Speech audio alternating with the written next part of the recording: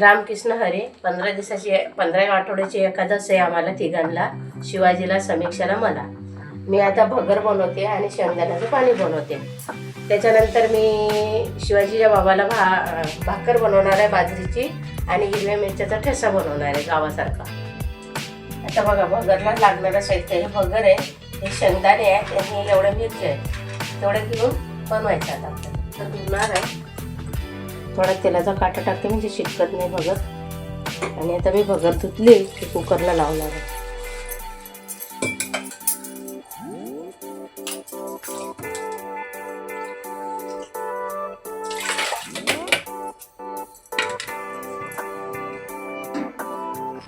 आता मी ही भगर धुतलेली आहे.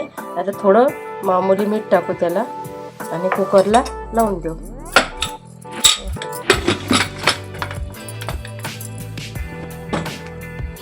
मी आता हा तावा ठेवलेला आहे गरम करायला आणि आता त्याच्यावर आपण शेंगदाणे भुजू आणि मिरच्या भुजू भगरसाठी, भगरचा दाण्याचा रस्सा बनवायसाठी. ही चटणीसाठी पण बनवते आणि भगरसाठी पण घेते, त्यातल्या 2च मिरच्या भगरला पाहिजे.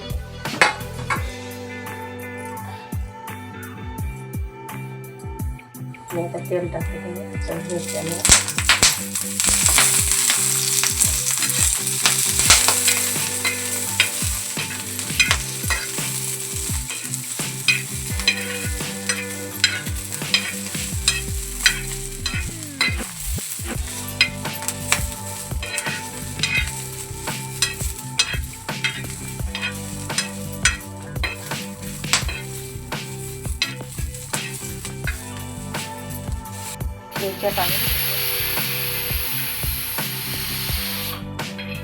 तर मी हे शेंगदाणे भाजते, याला दाण्याचं पाणी बनवते भगरसाठी.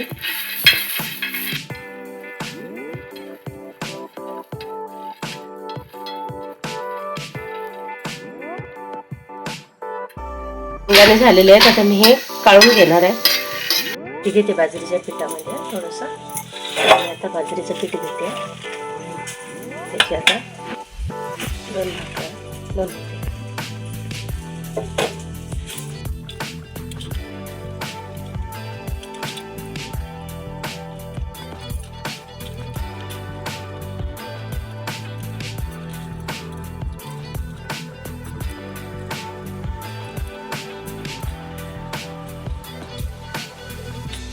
बघा, आता हा उंडा तयार झालेला आहे भाकरीचा.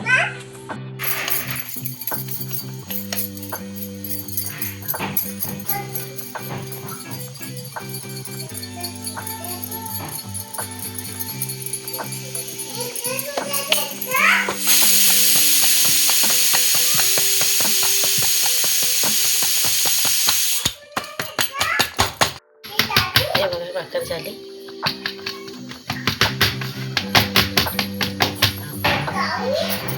भाकर बनवलेली. आता मी डाळ टाकते तिला.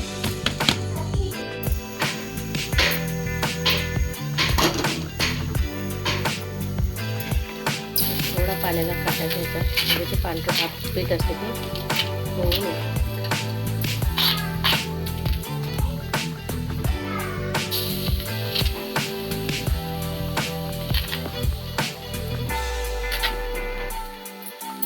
आता पलटी करते.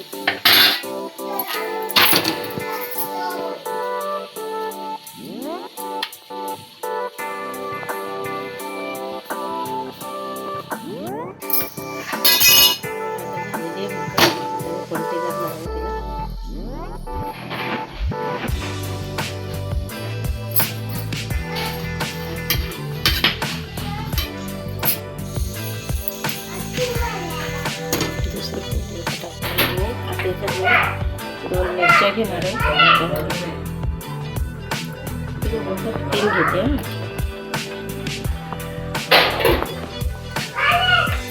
मीठ टाकणार आहे.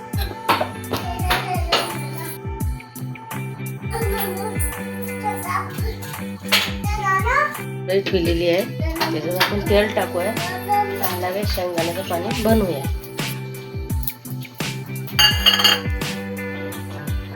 आता मी हे शेंगदाण्याचं पाणी बनवलेलं आहे ना, ते त्याच्यामध्ये सोडणार आहे.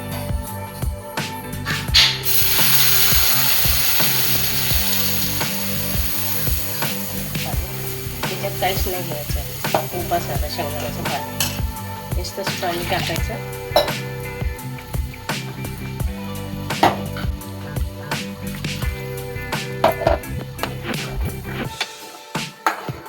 त्याच्यात आपण आधीच मीठ थोडं घेतलेलं आहे.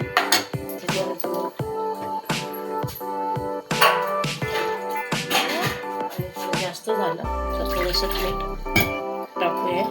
जास्त नाही टाकायचं, थोडंच टाकायचं, कारण पहिले आधीच मीठ घेतलेलं होतं त्याच्यामध्ये.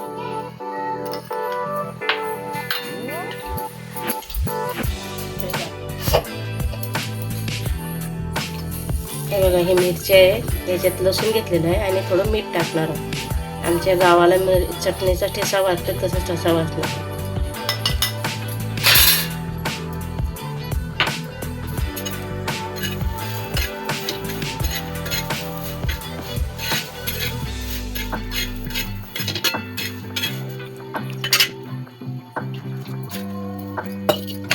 तांब्यानं आता आपण मिरच्या वाटून घेऊया.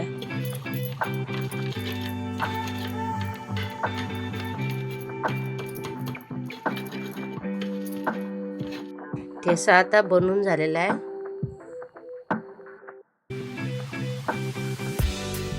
आता तो वाटीमध्ये काढूया.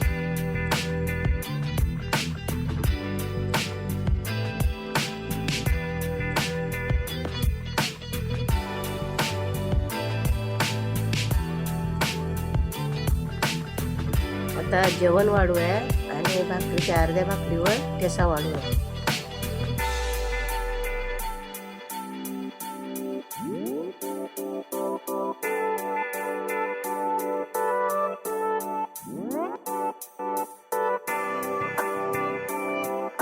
शेंगदाण्याचं पाणी शिजलंय आहे. आता बंद करू आपण.